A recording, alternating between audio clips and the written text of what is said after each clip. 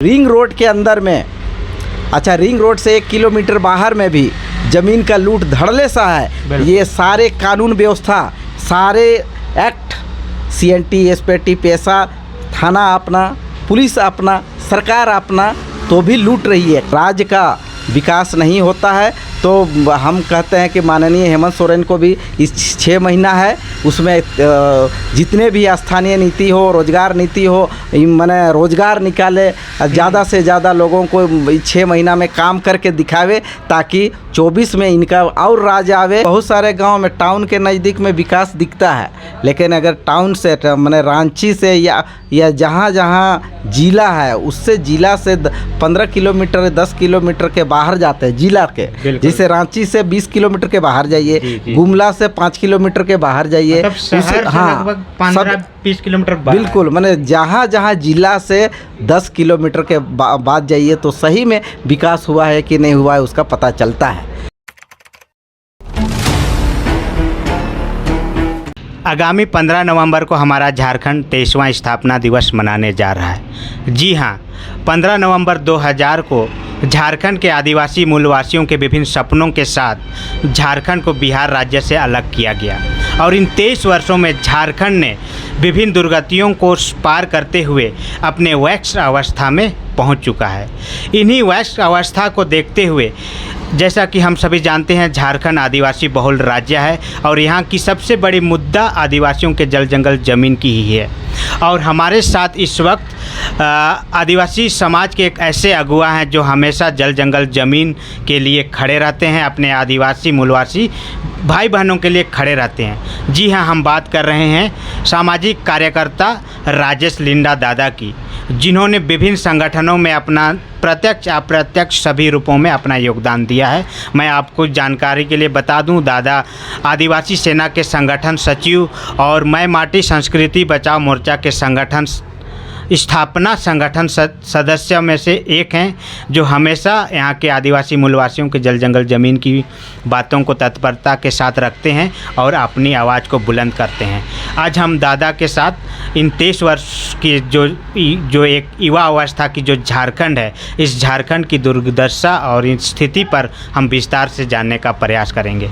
दादा, सबसे पहले जोहार। आपके चैनल को के माध्यम से आप लोगों को बहुत बहुत धन्यवाद और झारखंडी जोहार करते हैं।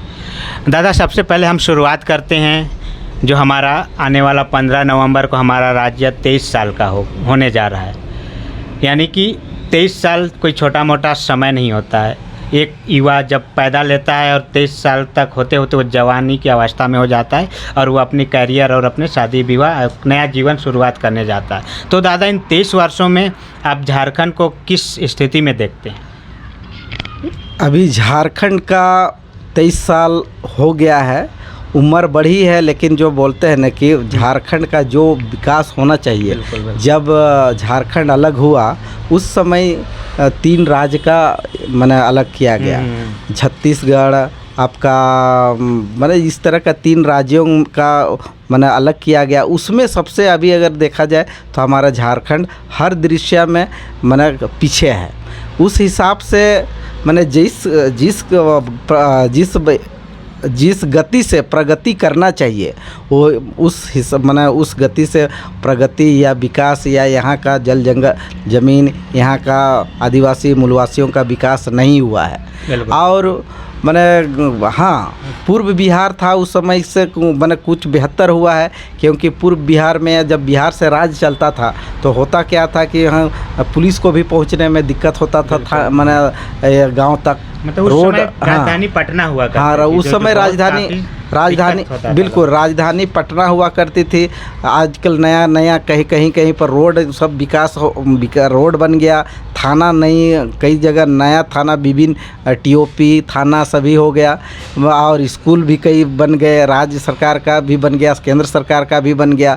उसी तरह रोड का चकाचक बन गया। कहीं गांव घर में उस समय एक खूंटा नहीं था तो कम से कम बिजली भी पहुंच गया है। लेकिन बात रही कि अभी भी पीछे है, बिल्कुल बिल्कुल। इसलिए क्योंकि बहुत सारे गांव में टाउन के नज़दीक में विकास दिखता है, लेकिन अगर टाउन से माने रांची से या जहाँ जहाँ जिला है उससे जिला से 15 किलोमीटर 10 किलोमीटर के बाहर जाते हैं जिला के। जैसे रांची से 20 किलोमीटर के बाहर जाइए, गुमला से 5 किलोमीटर के बाहर जाइए, मतलब शहर से लगभग 15-20 किलोमीटर बाहर। बिल्कुल, माने जहाँ जहाँ जिला से 10 किलोमीटर के बाद जाइए तो सही में विकास हुआ है कि नहीं हुआ है उसका पता चलता है।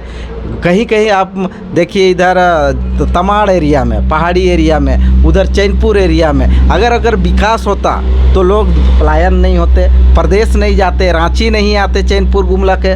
उसी तरह तमाड़ बुंडू तमाड़ का अगर बुंडू तमाड़ में ही रोजगार और काम मिलता तो रांची नहीं पलायन करते। उसी तरह बंगाल नहीं भागते, असम नहीं भागते। तो आज भी अगर हम स्टेशन में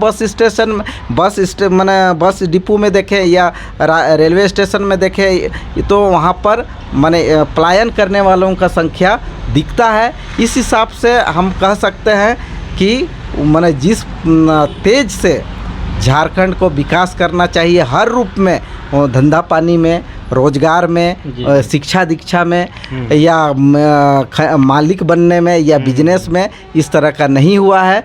और करने के लिए हम लोग कोशिश कर रहे हैं। सरकार से भी झारखंड राज्य में माने कई राजनीतिक दलों का सरकार बनती है, लेकिन सभी कोई बड़ा बड़ा वादा करते हैं, फिर भी जो विकास का गति को तेज़ नहीं बढ़ा पाते हैं। बिल्कुल बिल्कुल।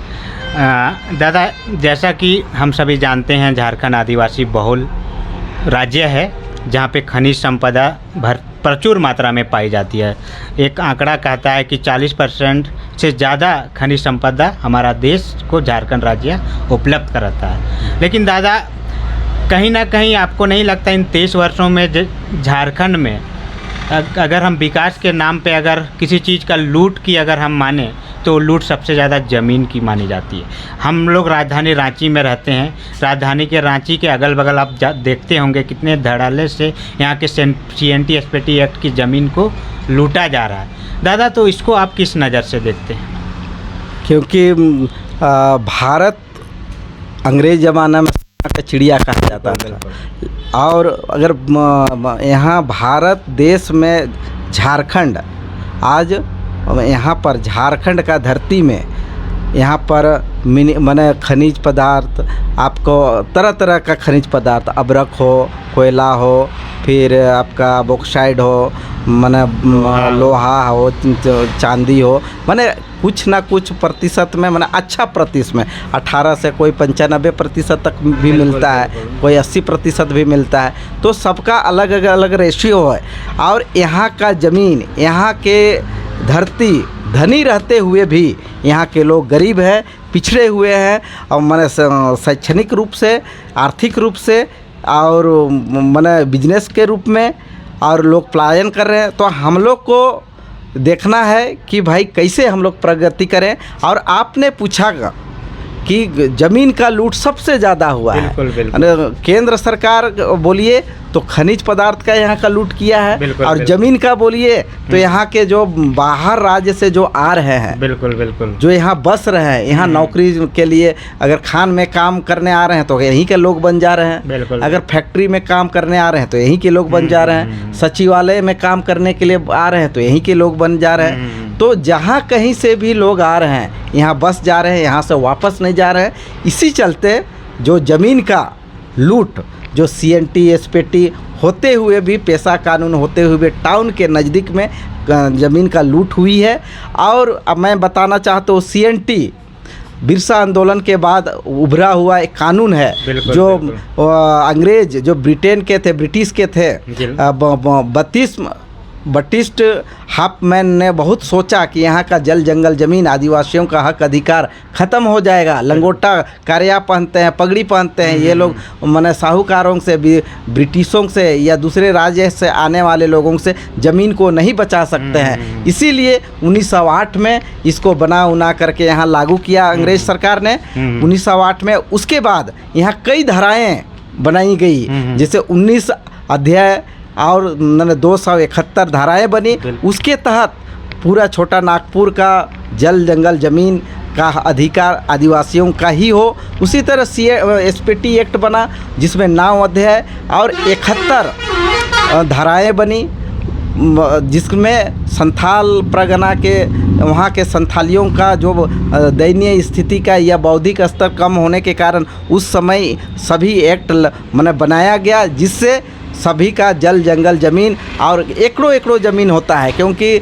अगर इन मैंने जंगल में रहने वालों को कुछ पैसा या दारू पिला करके या हड़िया पिला करके या कुछ पैसा दे करके ज़मीन को लूटने का काम उस समय भी होता था। बिल्कुल। जो आज हो रहा है। आज तो अपने ही लोग CNT SPT पेशा कानून होते हुए भी रांची के इर्द गिर्द आप देखिए, रांची के जो रिंग रोड के अंदर में, अच्छा रिंग रोड से 1 किलोमीटर बाहर में भी ज़मीन का लूट धड़ल्ले सा है। ये सारे कानून व्यवस्था, सारे एक्ट, CNT SPT पेशा, थाना अपना, पुलिस अपना, सरकार अपना, तो भी लूट रही है। कारण क्या है?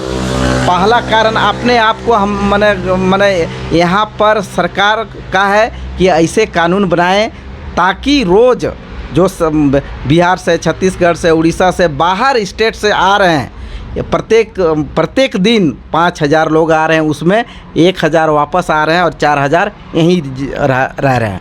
दूसरी चीज़ है, अगर बाहर के लोग आएंगे बिल्कुल तो CNT SPT या पेशा एक्ट रहे, ज़मीन बिकना नहीं रुकेगा। कारण क्या है कि आप हवा भरते रहिएगा बैलून में तो फूटेगा ही फूटेगा। तो कानून है ज़रूर आदिवासियों का बचाने के लिए, लेकिन लोग इतना आ रहे हैं बाढ़ की तरह कि यहाँ जो बैलून की तरह यहाँ का ज़मीन का लूट हो रहा है, फट जा रहा है। और सरकार से ये उम्मीद करते हैं अगर यहाँ के जल जंगल को, ज़मीन को बचाना है तो बाहरियों को रोकना होगा आने से, और वो कानून बना करके वो अगर आते भी है तो उनको, हम तो जानते हैं कि पूरे देश में संविधान है कि रोज़ लोग कमा खा सकते हैं, प्रत्येक स्टेट में जा सकते हैं, बच सकते हैं, लेकिन यहाँ से CNT SPT एक्ट या 5वीं अनुसूची को देखते हुए यहाँ का ज़मीन ना लूट हो, इसलिए बाहरियों को कैसे हम आने से रोकें। अगर आते हैं भी तो उनको केवल नौकरी तक ही सीमित रखें, और नौकरी में भी आरक्षण अपने लोगों को देना पड़ेगा। तो इस तरह के कई मुद्दे हैं ज़मीन लूटने का। और दूसरा चीज़ कहते हैं, अगर ज़मीन को बचाना है तो यहाँ का तो आप देखते हैं कि यहाँ का राजनीतिक अगुआ लोग भी केवल राजनीतिक प्रॉफिट के लिए अपना अगुवाई करते हैं और कभी भंजाने का भी समाज को काम करते हैं। उसी तरह आपको देखिएगा सामाजिक अगुआ लोग, धार्मिक अगुआ लोग, आप कई सम्मेलन करेंगे, कई सभा करेंगे ज़मीन को बचाने के लिए, पता चलो भीड़ को दिखाए और कहीं पर जा कर के कोई दूसरे माल पानी का बात कर लेते हैं या पीछे हट जाते हैं। तो इस तरह का सब सामाजिक संगठन, ये लोग का भी, हम लोग का भी गलती रहती है। दूसरी चीज़, ईमानदार लोग कम रहते हैं तो ईमानदारी तो बरतनी पड़ेगी। दूसरी चीज़ कि हम लोग आदिवासी लोगों को धंधा पानी अगर में आर्थिक रूप से मजबूत होने के लिए आपको शिक्षा दीक्षा भी लेना पड़ेगा। और खान में या आपको खनिज पदार्थ के लिए, हक अधिकार के लिए हम लोग को लड़ना भी पड़े तो लड़ने के लिए भी आज पैसा चाहिए। तो आर्थिक रूप से सक्षम होने के लिए छोटा बड़ा जो भी धंधा मिले, धंधा पानी में, रोजगार में आवे। और साथ में हम लोग को सरकार को ये, क्योंकि CNT SPT का एक्ट आदिवासियों का ज़मीन है, यहाँ आप देखते हैं कि जनरल लोग को अगर 5 डिसमिल, 2 डिसमिल, 1 डिसमिल भी ज़मीन है तो उनको लाखों रुपया मिल जाता है। और हमारा लोन की बात कर रहे हैं, लोन का बात कर रहे हैं। उसी तरह आपका आदिवासी लोग का एकड़ों ज़मीन है लेकिन लोन नहीं प्राप्त होती है। ठीक है, सरकार को बहुत सारा व्यवस्था करती है, लेकिन इसको कब लागू करेगी, बहुत मुद्दा उठते हैं। हो सकता है कि हम लोग का विधानसभा में पास हुआ है आपके। हाँ, जैसे कि अभी आदिवासी CNT और SPT ज़मीन पे लोन देने के लिए सरकार प्रावधान कर रही है। बीते दिनों कैबिनेट पे इस पर बैठक भी हुई है, लेकिन अब इस धरातल पर कैसे इम्प्लीमेंट किया जाता है, ये बड़ी बात है। पास हुई है, बैठक हुई है, लेकिन सरकार का मात्र हमको लगता है आयु इस टर्म में 6 महीना है। उसके बाद आचार संहिता आ जाएगा। तो जब ये 4 साल बीत गया, ये कुछ नहीं बना। रोजगार भी जितना हम लोग का हेमंत सरकार बोले थे वो नहीं कर पाए। उसी तरह आपका रोजगार में नहीं कर पाए, और इस तरह का लोन का प्रावधान नहीं कर पाए। बहुत कमी रह गई है। सरकार हमारी है लेकिन इनको मैंने हमारे माननीय हेमंत सोरेन जी को तीव्रता से काम करे और जितना बचल खुचल है माने औद्योगिक नीति, आपका रोजगार नीति, स्थानीय नीति, इस सब को सुधार उधार करके लागू करे, ताकि क्योंकि इस सरकार में आप देख रहे हैं कि उम्मीद था, विश्वास था, हम लोग का आदिवासी सरकार है और अभी भी है विश्वास। जितने भी काम हैं अगर चाहेंगे, सरकार है, चाहेंगे तो ये 6 महीना में बहुत कुछ कर सकते हैं। बिल्कुल बिल्कुल। तो दादा आपने प्रखरता से CNT और SPT एक्ट की बात कही। दादा एक और कानून है जो कि मतलब 5वीं अनुसूची के अंतर्गत आदिवासियों का बहुत बड़ा कानून माना जाता है, वो पेशा कानून 1996 में जो लागू की गई थी, जिसके तहत कहा जाता है ना लोकसभा ना विधानसभा, सबसे बड़ा ग्राम सभा। यानी कि पेशा कानून के तहत ग्राम सभा को वो सारी प्रावधान दिया गया है जिसके तहत हर फैसला ग्राम सभा ले सकती है। परंतु कहीं ना कहीं ग्राम सभा आज अपनी हाशिए की अवस्था में जा रही है। लोग ग्राम सभा को मानने से इनकार कर रहे हैं। इसको दादा आप कैसे देखते हैं और इस पे आप क्या समाधान देना चाहते हैं? अभी महीना दिन पहले हमारे राज्य सरकार ने अपना हम लोग का विधानसभा से पास किए हैं पेशा कानून को, और ये सराहनीय के बात है, धन्यवाद के पात्र है सरकार। हम लोग आदिवासी समाज की ओर से और हमारी संगठनों की ओर से उनको दिल से धन्यवाद करते हैं। ज़रूर हम जानते हैं कि गांव के लिए बहुत बड़ा कानून है, बिल्कुल। लेकिन रही की बात अगर पेशा कानून भी आए, गांव में ग्राम सभा हो, लेकिन ग्राम सभा में बेईमान लोग आ जाए, माने बेईमान किसको कहेंगे? जो छल कपट, जो जैसे टाउन के नज़दीक में तो गांव का बात माने ग्राम सभा का बात माने मजबूत नहीं हो सकता है, क्योंकि यहाँ जो भी यहाँ पर आप बनाइएगा, सामाजिक अगुआ लोग यहाँ पे ज़मीन बिक्री करने में है। उसी तरह हम लोग का अगर मुखिया, प्रमुख या विधायक सभी कोई ज़मीन में लिप्त हैं। ज़मीन को कैसे ख़त्म करना है, बचाने का तो बातें नहीं है। बिल्कुल। तो कहने का मतलब है कैसे बचेगा। यहाँ अगर देखा जाए रांची के इर्द गिर्द में जितना मुखिया और सरपंच लोग हैं, कुछ ना कुछ लोग हैं जो किसी के दिल में समाज को आगे बढ़ाने के लिए लोग हैं, लेकिन अधिकतर लोग माने जाने अनजाने में समाज को नहीं देख रहे हैं। और ज़मीन, क्योंकि अगर सब कोई ईमानदार होते तो हमको लगता है कि सभी पंचायत एकदम ज़मीन नहीं बिकता, लोग नहीं बसते, सादा पट्टा हुकुमनामा नहीं बनता और लोग गरीब गुरुआ और आदिवासियों का ज़मीन नहीं लूटता। लेकिन ग्राम सभा भी लागू होगा तो वहाँ ईमानदार लोगों को हम लोग को लाना पड़ेगा। यदि टाउन के नज़दीक में माने पेशा कानून जो हमारे बीच में है, अभी सरकार पास की है, लेकिन लागू का हम लोग इंतज़ार कर रहे हैं। और वह सरकार से निवेदन भी है कि पेशा कानून को जल्द से जल्द लागू करे। लेकिन रही बात कि क्या कामगार हो पाएगा, हाँ, ये बहुत बड़ी प्रश्न चिन्ह है। जैसे कि मतलब पेशा रूल 2022 जो लागू करने जा रही है, उसमें यहाँ के जो ग्राम प्रधान को बहुत ज़्यादा मतलब शक्ति देने का बात हो रहा है। इस पे कुछ संगठन और कुछ अगुआ लोग इस पे आपत्ति भी दर्ज कर रहे हैं। बहुत माने क्योंकि पेशा एक्ट के तहत ग्राम प्रधान या मुखिया, सरपंच, गांव के लोगों को ये बहुत बड़ा अधिकार मिलेगा। लेकिन अगर गांव का ग्राम प्रधान माने जो ग्राम सभा होगी, ग्राम सभा टाउन के नज़दीक में, तो ये हमको जो लगता है ज़मीन, क्योंकि यहाँ का जो मुखिया बनता है वही ज़मीन बिक्री करने में रहता है, यहाँ का जो सरपंच बनता है, प्रधान बनता है, वही सूद भंजाने में रहता है। उसी तरह विधायक और माने आपको प्रमुख बनते हैं, वो लोग भी लालचाहा हो जाते हैं। क्योंकि तो कहने का मतलब अगर ये जो सरकारी तंत्र का जो सरकार के अंग होते हैं, वो लोग अगर ग्राम सभा में रहेंगे बहुत वेलकम का। लेकिन उनका किस तरह का मनोवृत्ति है, उनका चिंतन, उनका विचार कैसा रहता है, इस पर देखा जाए, ताकि नहीं, क्योंकि ग्राम सभा में वही लोग रह जाएंगे। तो ग्राम सभा में देखिए गांव में क्या होता है, बहुत कोई पढ़े लिखे नहीं होते हैं, कुछ माने 5 ठो पढ़ा लिखा हुआ और वही लोग गांव को चला रहा है। तो क्या करेगा कि अगर कोई गलत फैसला लेना है, गांव ज़मीन को बचाना है, उस तरह का क्या करेगा कि पिला खिला करके सबको माने मांस दारू हड़िया दे करके उनको एक गलत माने वोट दिला देगा और उसको ग्राम सभा का रूप दिखा करके आपको पास कर देगा। बिल्कुल। तो ये न्याय नहीं होगा। लेकिन अगर ईमानदार लोग रहे,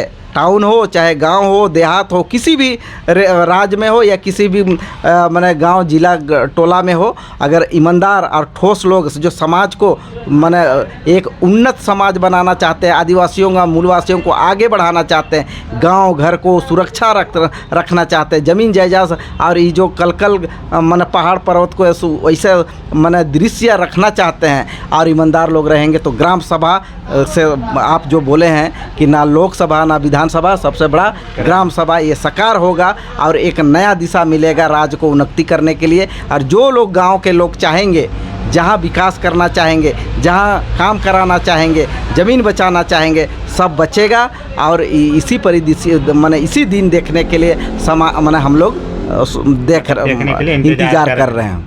बिल्कुल बिल्कुल। दादा, अंत में एक और सवाल, जैसा कि 23 साल का झारखंड हमारा होने जा रहा है आगामी 15 नवंबर को, और इन 23 सालों में झारखंड में विभिन्न दलों ने, चाहे वो झारखंड मुक्ति मोर्चा की सरकार हो, चाहे वो भाजपा की सरकार हो, सभी ने अपने अपने स्तर से शासन चलाया।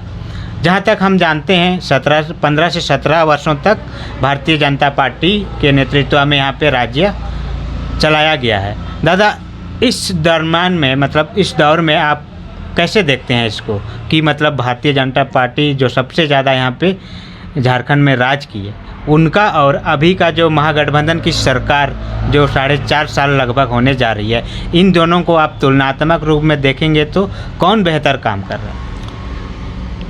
क्योंकि हम सामाजिक कार्यकर्ता होने के नाते माने हम लोग देखते हैं कि कोई पार्टी से नहीं है, कोई क्योंकि पार्टी से रहता तो एक तरफा मैं इसको सुनाता। बिल्कुल बिल्कुल। लेकिन क्योंकि 17 साल बीजेपी काम किया और 17 साल में उन्हीं का कार्यकाल ज़्यादा रहा और 17 साल कहिएगा कि यंग उनका जो जवान माने पूरा, हाँ, जवान तक उन्होंने देखभाल किया। लेकिन उन्होंने जिस तरह से उनको, मैं शुरू से बोला कि जिस गति से झारखंड विकास करना था, आगे बढ़ना था, उस हिसाब से नहीं हुआ। और इसमें भारतीय जनता पार्टी का भी इसमें अपना सहभागिता नहीं होने का कारण में है, क्योंकि ज़्यादा समय तक दिया, ये केवल राजनीतिक प्रोपेगेंडा करके और अब मैंने राज किया। उसी बीते जो रघुवर सरकार के समय में यहाँ शासन चला, उस समय माने हिटलर का शासन लोग कहते थे, क्योंकि यहाँ का आंदोलन भी, यहाँ का आवाज़ उठाते थे उनको दबा देते थे। आप कांड को देखिए, लगा खूंटी का कांड को, मैंने जब यहाँ रांची में सम्मेलन होता था, माने आवाज़ उठता था, तो इसको रघुवर सरकार जी इनको दबा देने का काम किया, बैरिकेडिंग लगा, पुलिस फोर्स भर करके, हाँ, मन हाथ गोड़ कभी कभी तोड़ने का भी काम किया। उसी तरह सहिया लोग को भी तोड़ने का काम किया है वो। और आप बता दें, 1 रुपया में जो ज़मीन बिकवाने का काम किया है, बैंक, लैंड बैंक बना करके गए, गाँव का ज़मीन को देख करके दूसरे के नाम से डीड मोटेशन करवा दिया है। तो इस तरह से जितना उसको, क्योंकि देखिए माने कोई भी सरकार आवे, जब तक यहाँ का लोगों को शिक्षा, दीक्षा, रोजगार और ये रोजगार और माने ना दे तो माने विकास नहीं हो सकता है। उसी तरह आपका थोड़ा सा मैं कहना चाहूँगा कि कुछ दिन पहले गौरव यात्रा भी निकला गया, गौरव दिवस मनाया गया, संकल्प यात्रा निकला गया। तो ये भाजपा, यहाँ के अगर बोला जाए कि भारतीय जनता पार्टी के राष्ट्रीय अध्यक्ष हमारे माननीय JP नड्डा जी आए थे, हमारे प्रदेश अध्यक्ष आपका बाबूलाल मरांडी, ये संकल्प यात्रा निकाले। माने कई तरह के ये लोग माने जाल बिछाने का काम कर रहे हैं, जाल बिछाने का काम कर रहे हैं, मछली फंसाने का काम कर रहे हैं कि और हम लोग फंसेंगे और वही 17 साल का फिर वही करेंगे। तो कहने का है कि कोई भी हालत से हम आदिवासी समाज भारतीय जनता पार्टी को वोट 24 में नहीं लाएंगे। दूसरी चीज़ है, अगर हम गठबंधन का सरकार देखें, गठबंधन का सरकार अभी 5 साल हमारे माननीय हेमंत सोरेन राज किए, कुछ डेढ़ से 2 साल आपका कोरोना काल में गया और इधर देख रहे हैं काम करने का तत्परता आती है, लेकिन इनका भारतीय जनता पार्टी ईडी का चक्कर में उनको फंसा करके कोई ना कोई दिमागी रूप से भटकाने का काम कर रहा है। तो इनको सपोर्ट करना चाहिए, क्योंकि पार्टी सार्टी ठीक है, लेकिन अगर राज्य का विकास नहीं होता है तो हम कहते हैं कि माननीय हेमंत सोरेन को भी इस 6 महीना है, उसमें जितने भी स्थानीय नीति हो, रोजगार नीति हो, माने रोजगार निकाले, ज़्यादा से ज़्यादा लोगों को 6 महीना में काम करके दिखावे, ताकि 24 में इनका और राज आवे, और नहीं तो भाई वो तो जनता डिसाइड करेगी। बिल्कुल बिल्कुल। तो यही है, हम राजनीतिक पार्टियों को भी माने आगाह करते हैं कि अपना काम को दिखावें, ना कि किसी का टिप्पा टिप्पणी करने से बहुत ज़्यादा आपका सीट मिलने वाला नहीं है। मैं आदिवासी सेना का संगठन सचिव राजेश लिंडा और माय माटी बचाओ मोर्चा का संस्थापक।